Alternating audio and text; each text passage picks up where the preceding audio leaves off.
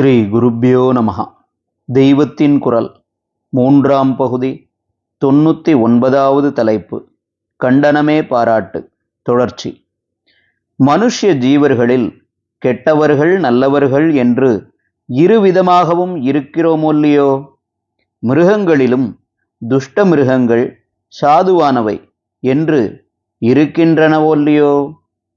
இப்படியே நல்ல தேவதை துர்தேவதை பெரும்பாலான ஜனங்களைப் போல நல்லதும் கெட்டதும் கலந்த தேவதை எல்லாமும் உண்டு. ஆராதித்தால் நல்லது செய்வது, ஆராதிக்காவிட்டால் நல்லது செய்யாமல் வெறுமனே இருப்பது, வெறுமனே மட்டுமில்லாமல் கெட்டதே செய்வது, சாத்வீக ஆராதனையால் சந்தோஷப்படுவது, ராஜச தாமச வழிபாடுகளாலேயே பிரீத்தியுறுவது, மந்திரபூர்வமாக பிடிபடுவது, பூசாரியின் அனுஷ்டானத்தால் பிடிபடுவது என்றெல்லாம் பலவிதமான தேவ சக்திகள் இருக்கின்றன. காத்தாயி, காட்டேரி, கருப்பண்ணசாமி, வீரன், முனி, இருளன், ஐயனார் எல்லாம் இருக்கிறது.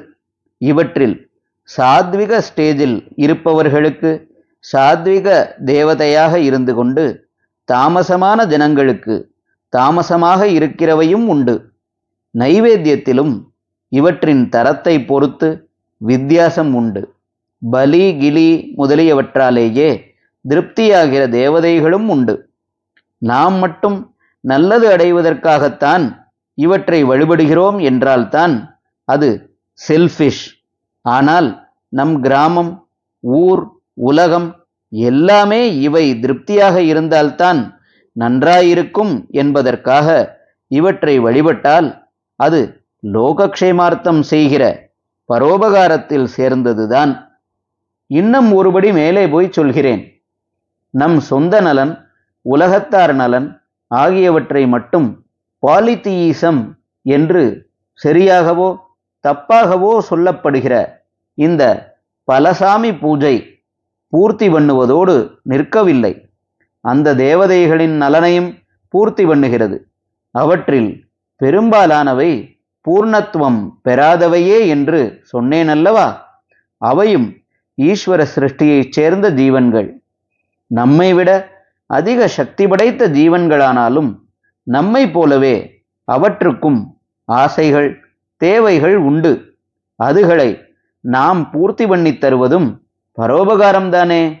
மற்ற மதங்கள் இந்த லோகத்திலே இருக்கிற கண்ணுக்கு தெரிகிற மனுஷ்ய மிருகாதிகளுக்கு பிரீத்தி பண்ணுவதை மட்டுமே பரோபகாரம் என்று சொல்கின்றன என்றால், நம் மதம்தான் அதற்கும் மேலே போய் இந்த லோகத்தை சேராத லோகாந்தரங்களைச் சேர்ந்த இன்விசிபிள் ஜீவன்களுக்கும் பிரீத்தியாக இப்படி வைதிக ஹோமத்திலிருந்து பூசாரியின் படையல் வரையில் அநேக வழிபாடுகளை வைத்து பரோபகார எல்லையை இன்னமும் விஸ்தாரம் பண்ணி இருக்கிறது என்றே எனக்கு தோன்றுகிறது. பஞ்சமகா யஜ்ஞங்களில் வரும் ஹோமம், பலி, மந்திர அத்தியனம், தர்ப்பணம் எல்லாமே பலவிதமான சிருஷ்டிகளுக்கும் உதவி பண்ணுவதுதான். ஏக பரமாத்மாதான் இத்தனை வித ஜீவராசிகளாகவும் தேவதைகளாகவும் இவற்றை பூஜை பண்ணும் மனுஷ்யர்களாகவும் ஆகியிருப்பதை நம் மதம் திருப்பி திருப்பி சொல்லிக் கொண்டுதான் இருக்கிறது. இந்த நினைப்பு அடியோடு துண்டித்து விடக்கூடாதென்றுதான் எந்த தேவதையை வழிபட்டாலும் அதுவே சுவாமி என்கிற மாதிரி சர்வசக்தி சச்சிதானந்த ஸ்வரூபம் என்றெல்லாம் சொல்வது. அந்த தேவதைக்கே தான் பரமாத்மா என்பது தெரியாமல் இருந்தாலும் கூட நாம் அது பரமாத்மா என்பதை முழுக்க மறந்து போய்விடக்கூடாது என்பதே தாத்பரியம். அதாவது பல சாமி இல்லை, ஒரே சுவாமியைத்தான் ஒவ்வொரு ரூபத்துக்குள்ளும் அந்தர்யாமியாக நினைக்கிற பாவமே இது. எந்த தேவதையும் பரமாத்மாவின் ரூபமே என்றாலும் இதை மறக்காமல் நினைப்பூட்டிக் கொண்டாலும் அதை ஒரு தனி தேவதையென்றே அதற்குரிய வழிபாட்டால்தான் உபாசிக்க வேண்டும் என்று நம் மதம் சொல்கிறது. ஏன் இப்படி என்று கேட்டால், மனுஷ்யர்கள் மட்டும் யார்? அவர்களும் பரமாத்மாவின் ரூபங்கள்தானே. மத நம்பிக்கை இல்லாத பொது தொண்டுக்காரர்கள் கூட மக்களுக்கு செய்வதே மகேசனுக்காகவும் என்கிறார்களே. இப்படி எல்லாரும் ஒரே ஈஸ்வரன் என்றாலும் அவர்களுக்கான சேவை அவரவர்களை தனி மனுஷ்யர்களென்று வைத்து ஒவ்வொருவரின் தேவையை அனுசரித்துத்தானே பண்ண வேண்டியதாயிருக்கிறது.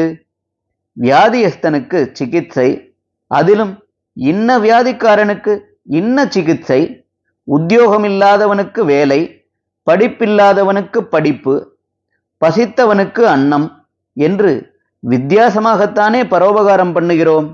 இவ்வாறே தேவதைகளிலும் ஒன்றொன்றின் தனி ரூபத்துக்கும் எந்தவிதமான ஆராதனை உரியதோ அந்தப்படிதான் செய்ய வேண்டும்.